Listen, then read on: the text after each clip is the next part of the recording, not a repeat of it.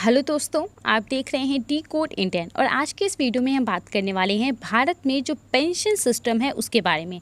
Pension system को चलाने के लिए भारत सरकार के द्वारा नेशनल पेंशन स्कीम को लॉन्च किया गया था। इसे न्यू पेंशन स्कीम और नेशनल पेंशन सिस्टम के नाम से भी जाना जाता है।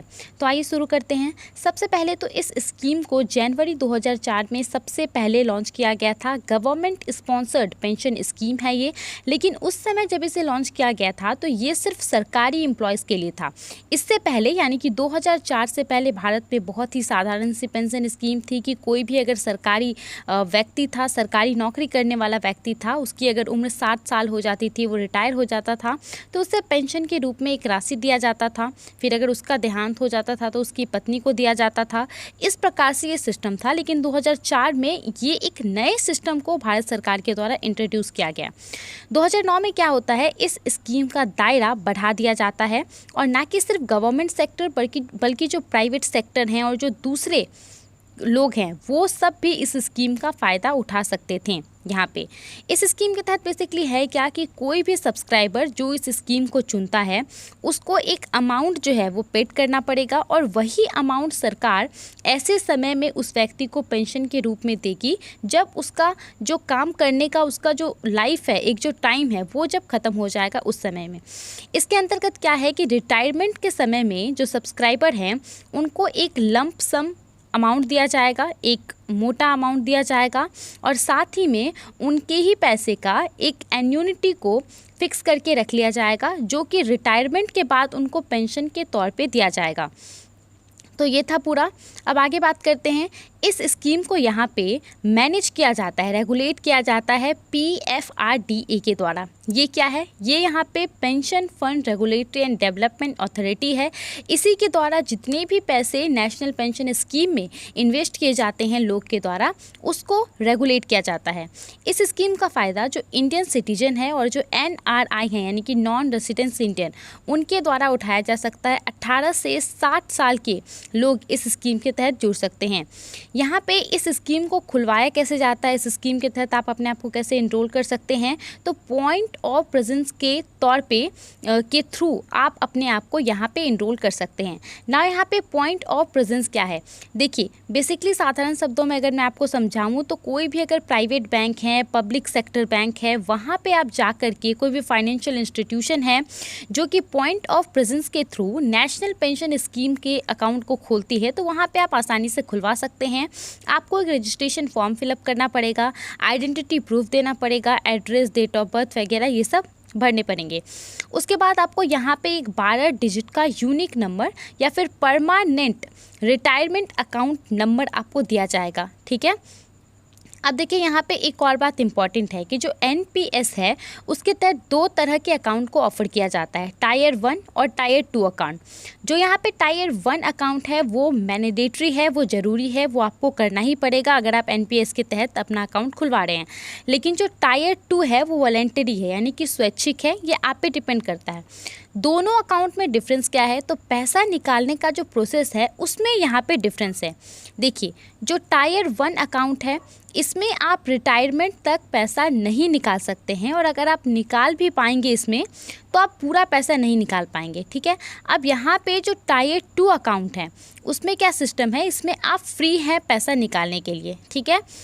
अब देखिए अगर बात करते हैं कि हमें कितने पैसों को जमा करना पड़ेगा, तो यहाँ पे आपको 6,000 रुपये हर साल जमा करने पड़ेंगे। घबराइए मत, 6,000 रुपये यानी कि हर महीने आपको 500 रुपये जमा करने पड़ेंगे टायर 1 अकाउंट के लिए।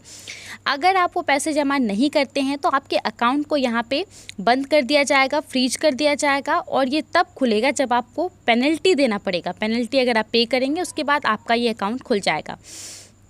तो ये तो हमने बात कर लिया कि किस हिसाब से पैसे यहाँ पे करने हैं। नाउ अब बात करते हैं कि कैसे आप अपना पैसा इसमें से निकालेंगे। तो देखिए NPS जो है एक पेंशन अकाउंट है। यहाँ पे आपको पैसा निकालने के लिए सबसे पहले तो 60 वर्ष तक आपको इंतज़ार करना पड़ेगा। जब आपका 60 ईयर हो जाता है, रिटायरमेंट का एज जो है इसको एक फ़िक्स करके रखा गया है, तो आप इसमें से पैसा निकाल सकते हैं। लेकिन यहाँ पे एक जो क्राइटेरिया है वो क्या है कि इसमें से आप 60% ही पैसा निकाल सकते हैं एक लंप सम के तौर पे। मान लीजिए कि आपके पास एक एनपीएस अकाउंट है, उसमें आपका 1 लाख रुपए टोटल पूरा जमा है, तो उसमें से आप 60,000 रुपये ही एक साथ निकाल सकते हैं रिटायरमेंट के बाद। जो 40% पैसा है वो आपका एन्युटी इनकम को खरीदने में लगाया जाएगा सरकार के द्वारा। यहाँ पे PFRDA के द्वारा जो अलग अलग इंश्योरेंस कंपनी को लिस्ट किया गया है, उसमें सरकार आपके पैसे को इन्वेस्ट करेगी, ठीक है, और उससे जो सरकार को इंटरेस्ट के रूप में पैसा मिलेगा वो सरकार आपको हर महीने देगी। यहाँ पे देखिए लंप सम अमाउंट जो है, ऐसा नहीं है कि अगर आपका 60 ईयर हो गया है तो आपको तुरंत ही निकालना पड़ेगा, आप 70 ईयर तक इस पैसे को निकाल सकते हैं।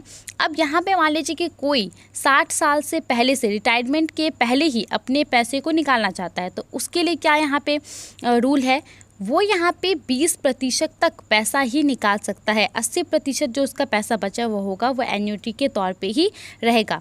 ये यहाँ पे है। आगे अगर हम बात करें तो देखिए यहाँ पे एन्युटी शब्द बार बार आ रहा है, तो ये है क्या, बेसिकली क्या है, एन्युटी जो है आपको एक रेगुलर इनकम प्रोवाइड करता है मंथली बेसिस पे, क्वार्टरली बेसिस पे या फिर एनुअल बेसिस पे। एक स्पेसिफाइड रेट, स्पेसिफाइड पीरियड में आपको एक रेगुलर इनकम प्रोवाइड करता है, ठीक है। यहाँ पे देखिए एनपीएस के जितने भी सब्सक्राइबर हैं उनके लिए ये ज़रूरी है कि वो अपना जो 40% है उनके पूरे अमाउंट का, उसको वो एन्युटी के लिए रखें, ठीक है। अब देखिए यहाँ पे इस पूरे नेशनल पेंशन स्कीम में अभी 2 हफ्ते पहले की खबर है कि इसमें PFRDA जो कि इस पूरे स्कीम को यहाँ पे रेगुलेट करती है, उसके द्वारा ये अनाउंस किया गया है कि वो पेंशन सिस्टम में कुछ मेजर चेंजेस करने जा रही है।